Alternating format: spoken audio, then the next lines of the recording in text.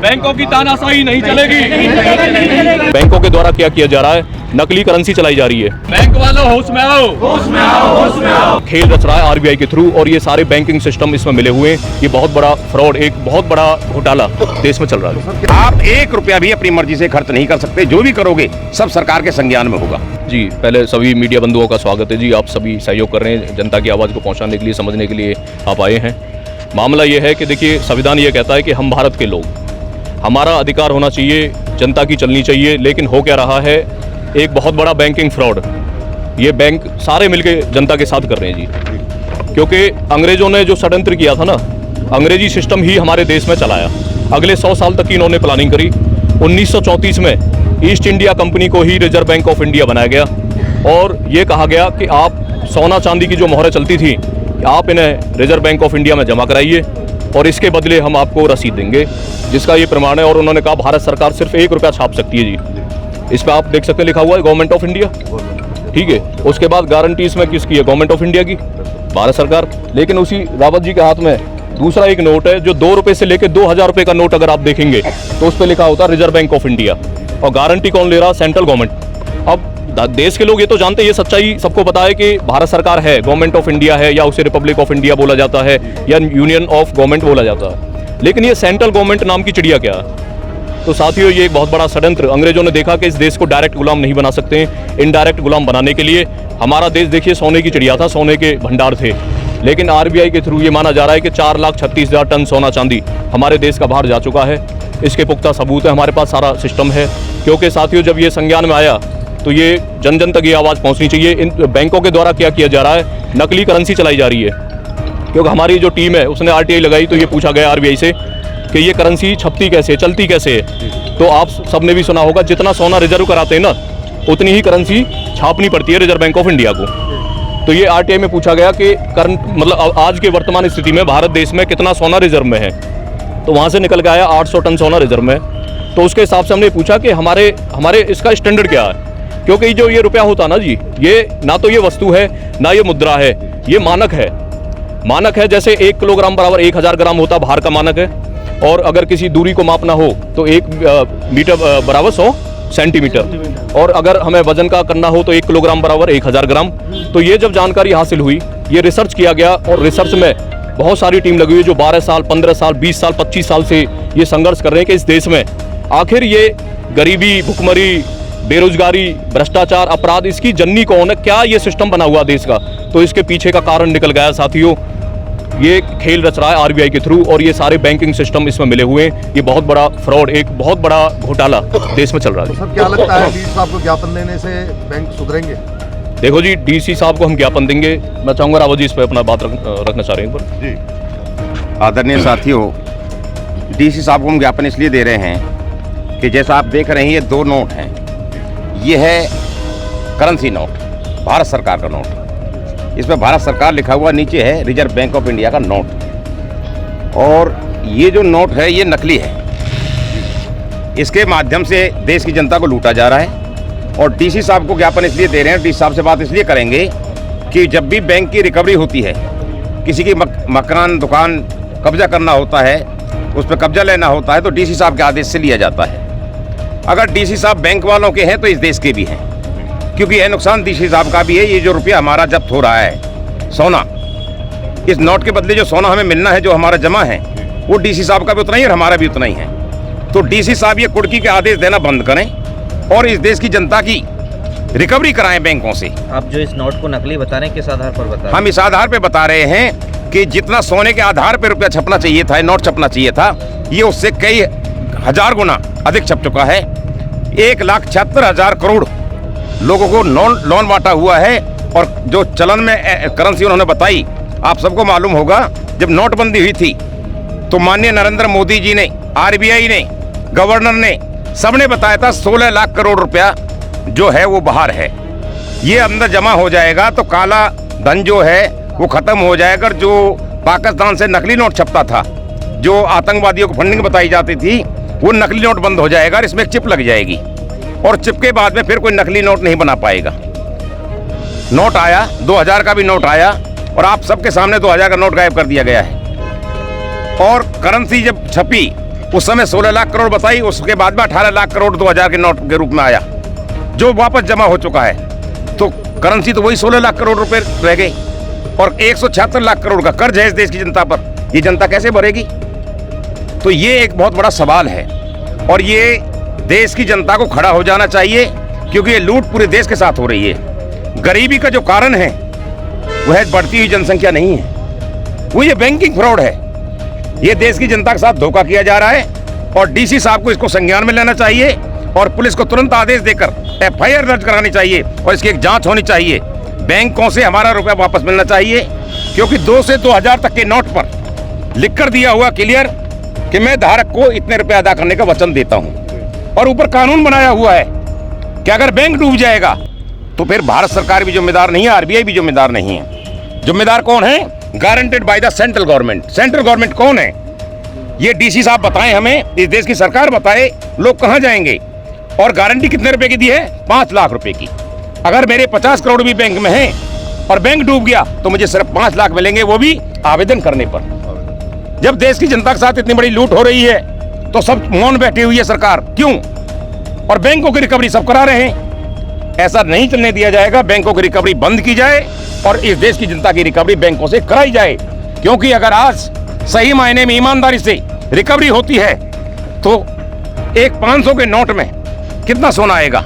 अगर 4 नोट इकट्ठे कर लें 2000 के नोट में लगभग 1.5 किलो सोना आता है, और 1.5 किलो सोना अगर प्रत्येक परिवार को मिलेगा, और 2000 का नोट तो हर जगह मिल जाएगा आपको, 2000 रुपये तो ये जो खेल जो चल रहा है, हमारे रुपए के बदले हमारा वो सोना वापस मिलना चाहिए हमें, क्योंकि हमारी जो करेंसी है असली वही है।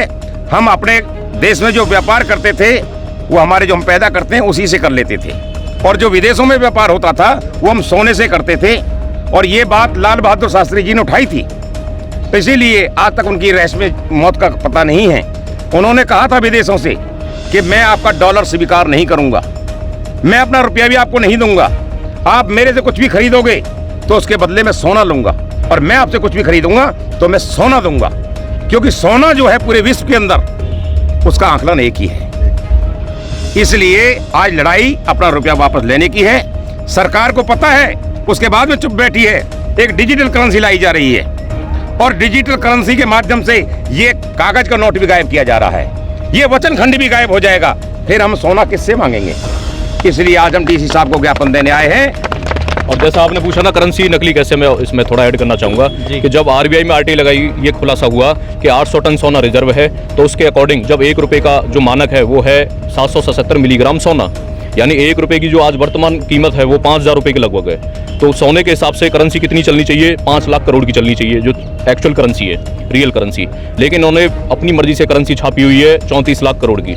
फिर ये पूछा गया कि आपने ये लोन कर्ज जो देश की जनता पे बांटा गया है, क्योंकि आप देख रहे हो ये दबादब लोन बांटे जा रहे हैं, बैंक जितने भी हैं, आधार कार्ड पे लोन ले लो, जबरदस्ती फोन करते हैं, ट्रैक्टर पे ले लो जी, पुरानी गाड़ी पे ले लो, आप क्रेडिट कार्ड ले लो, दुनिया भर का लोन थोपा गया। क्या आप ये कहना चाहते हैं कि करेंसी के नाम पर भी घोटाला हो रहा है? करेंसी के नाम पे भी घोटाला है और डबल है, डिजिट के नाम पे एक खेल और है। डिजिट में क्या है कि जब इनसे पूछा गया कि भाई आप प्रॉपर्टी पे लोन देते हैं, 50 लाख की प्रॉपर्टी है तो ये 15-20 लाख का लोन देते हैं, ये कैश नहीं देते क्योंकि इनके पास कैश नहीं है। अगर आप बैंकों में कैश लेने जाओगे ना 5 लाख का भी, तो मैनेजर ये कहेगा कल आ जाना, परसों आ जाना, क्योंकि कैश एक्चुअल कैश है ही नहीं। 34 लाख करोड़ केवल है।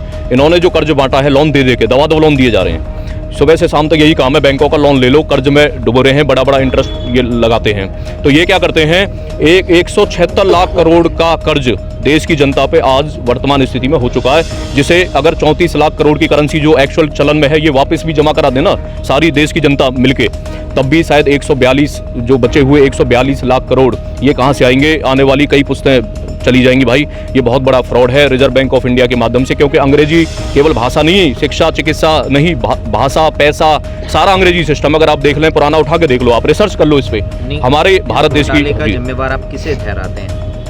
ठहरे भाई, जो जितने भी गवर्नमेंट आई, सरकारों ने क्या ये असलियत बताई कि वही सिस्टम चला रहा है ब्रिटिश गवर्नमेंट का? सरकार मोर्चा की रणनीति क्या है?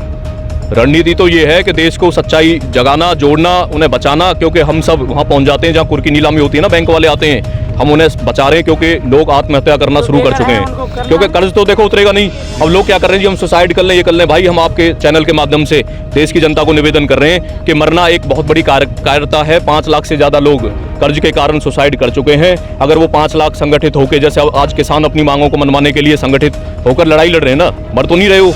वो कह रहे हैं जी हमारी मांगे मांगो। इसी तरह ये कर्ज में आत्महत्या ना करके अगर एकजुट हो जाते तो ये लड़ाई लड़ी जाती, जीती जाती। तो अभी एक और प्रयास है, आज़ादी की ये दूसरी लड़ाई है साथियों, क्योंकि हमारा देश अभी आज़ाद नहीं है। अंग्रेजी भाषा, पैसा, शिक्षा, चिकित्सा, खेती, राजनीति, वही संस्कृति, प्रकृति, उनका ही कल्चर, क्लाइमेट अंग्रेजों का ही बिल्ड है। ब्रिटिश गवर्नमेंट ने ये जो हमारा देश है ये पट्टे पे दिया हुआ है, इसे कभी भी वापस लिया जा सकता है। सोना चांदी तो रिजर्व बैंक ऑफ इंडिया के माध्यम से 4,36,000 टन सोना चांदी ये बाहर जा चुका है साथियों। ये कड़वी सच्चाई है। आने वाले समय में सबकी जमीन जाएगी, दबादब कर्ज में जनता जाएगी। जनता अपनी जमीन बेच देगी या बैंकों में। आज आप देख लो केसीसी लोन भी दिए जाते हैं गाँव में। केसीसी लोन किस पे दिया जाता है? फसल पे दिया जाता है। लेकिन क्या हो रहा है, उनके वो जमीन की रजिस्ट्री रखवा लेते हैं बैंक वाले, क्योंकि सारे गाँव की रजिस्ट्रियाँ इन्होंने अपने अधीन कर ली हैं। भाई आने वाला जो समय है हमारे देश में, मैंने बताया ना, जो इससे क्या होगा, आप ये कहेंगे करेंसी का ये अपनी मनमर्जी से छाप रहे हैं, छापने दो जी, इससे क्या होगा? तो भाई जनता को भी कोई ऐसा सॉफ्टवेयर दे दो कि जनता अपनी मर्जी से आपकी किस्तें भी अदा कर दे।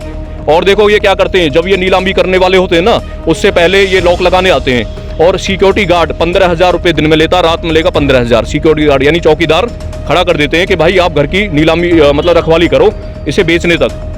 आप एक चीज़ बताओ, गरीब जनता को डबल तरीके से मारा जा रहा है। एक तो उसे घर से बाहर कर दिया, ये सामान भी निकालने नहीं देते भाई। कोई बीमार है ना, उसकी भी परवाह नहीं करते। और इसमें सब मिले हुए हैं, ये डीसी, तहसीलदार, ये शासन प्रशासन के लोग हैं, पुलिस वाले हैं, ये बैंकिंग सिस्टम के लिए तो आ जाते हैं भाई, खड़े हो जाते हैं। लेकिन आम जनता के लिए कौन खड़ा होगा? क्या आम जनता के लिए स्वयं भगवान उतर के आएंगे या हमारे शहीद क्रांतिकारी आएंगे? वो आ रहे हैं किसी ना किसी रूप में, वो आत्मा, क्योंकि हमारा देश सनातन देश है भाई। आत्मा, जीवात्मा को हम मानते हैं कि वही क्रांतिकारी दोबारा आ रहे हैं। इस लड़ाई को लड़ा जाएगा और जीता जाएगा। आज़ादी की दूसरी लड़ाई दिलवाई जाएगी। और हाँ, गार्ड का मैं बता रहा था, चौकीदार का क्या होता है, 30,000 रुपये जब आप उसे दे रहे हो भाई, और 10,000 रुपये की किस्त पेंडिंग है किसी गरीब की, जब आप चौकीदार कर करके जब 30,000 उसे दे सकते हो 15,000 दिन का और रात का, तो आप EMI क्यों नहीं भर देते गरीब जनता की? माफ क्यों नहीं कर देते कर्ज? जब बड़े बड़े उद्योगपतियों का 25 लाख करोड़ का इस देश में कर्ज माफ हो चुका है, तो इन्हें क्यों नहीं कर्ज से मुक्त किया जा रहा है? ये एक षड्यंत्र है। इन्हें क्या चाहिए? इन्हें अब जमीन चाहिए। जमीन सोना उगलती है भाई, जमीन पे निगाह है सभी की। किसान भी गलत नहीं बैठे हुए हैं। बाकी ऐड करना चाहेंगे कुछ रावत जी अपने? आप पत्रकार साथियों के माध्यम से मैं इस देश की जनता को एक बात कहना चाहूँगा। जो DC साहब के आदेश से कुर्की के जो आदेश होते हैं, पोजीशन लेने की जो कार्रवाई होती है, लोग डर जाते हैं। कारण क्या है, जब बैंक वाले बन करके कुछ रिकवरी एजेंट आते हैं, उनके साथ में पुलिस आ जाती है, तहसीलदार आ जाता है। अड़ोसी पड़ोसी सोचते हैं अब तो पुलिस भी आ गई, तहसीलदार आ गया, इसका माल जाएगा। पुलिस कब्जा दिलाने के लिए नहीं है, ये कानून है। पुलिस केवल लॉ एंड ऑर्डर मेंटेन करने के लिए होती है। लोग डरें नहीं, अपना घर बिल्कुल खाली नहीं करें, ये उनका जन्म सिद्ध अधिकार है। जो धारा 21 है वो आपको एक पूरी ताकत देती है कि आपके माल पर कोई कब्जा नहीं कर सकता, आपके साथ रोटी कपड़ा मकान को कोई नहीं छीन सकता। लोग जागरूक हों और बिल्कुल भी इनको बढ़ने ना दें। मजबूती के साथ अड़ोसी पड़ोसी सब इकट्ठे हो जाएं और बैंकों को 1 इंच भी जमीन वापस नहीं देनी है, बल्कि बैंकों से अपना कर्ज वापस लेना है। बैंक हमारे कर्जदार हैं, भारत का एक भी नागरिक बैंक का कर्जदार नहीं है। क्योंकि अब जो है बैंकों की भागने की तैयारी है। ये जो डिजिटल करेंसी जो आ रही है, ये बैंकों को भगाने की तैयारी है। केवल RBI और हम और आप रह जाएंगे। उसके बाद में आप 1 रुपया भी अपनी मर्जी से खर्च नहीं कर सकते। जो भी करोगे सब सरकार के संज्ञान में होगा। आपके जेब में 1 रुपया फूटी कौड़ी नहीं रहेगी, सब आपके मोबाइल के अंदर रहेगा। आप डायरेक्ट ऑनलाइन जो भी कुछ करेंगे, जहां भी जो खरीदारी करेंगे, सरकार को सब कुछ पता होगा। आपको बिल्कुल पूर्ण रूप से गुलाम बनाने की तैयारी है। अंत में आप ये बताइए कि कोई इस तरीके की कहीं की मुसीबत से पीड़ित है तो आप लोगों से संपर्क कैसे करें? बिल्कुल, हमारे नंबर हैं, हमारे पंपलेट छपे हुए हैं और वो जनता के बीच में बांटे जाते हैं। आप उन नंबरों पर संपर्क करके कभी भी आधी रात को भी अगर किसी के साथ अपना नंबर शेयर करें। मेरा नंबर है 9958138866। और एक नंबर आप नोट कर लें, 9350509662।